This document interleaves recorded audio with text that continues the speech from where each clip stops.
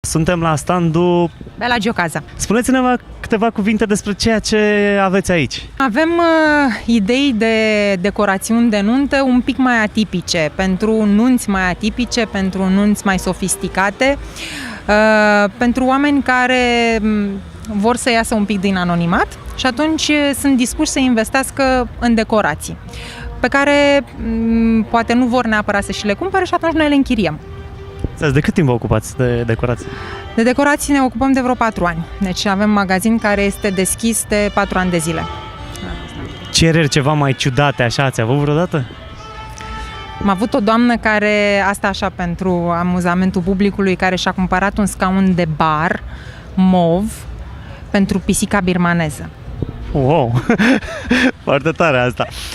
Cu ce noutăți ați venit aici la târgul la Ghidul Mirestei?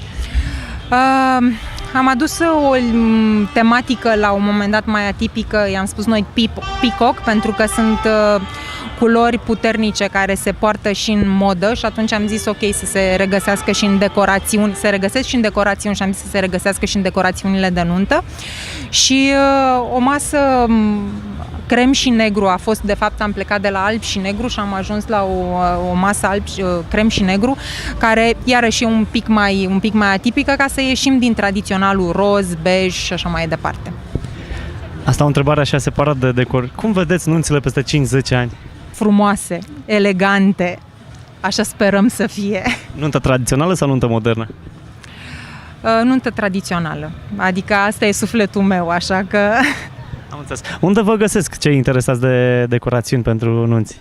Deci avem magazinul mare, showroom-ul, care are 3000 de metri pătrați, trebuie spus, pentru că au de unde să-și aleagă. Imens chiar. Este lângă Piața de Flori, adresa exactă Calea Rahovei 157, este lângă Piața de Angro de Flori, deci cei care sunt în nuți sigur știu adresa și mai avem un magazin de reprezentanță în Băneasa Shopping City, la etajul 1.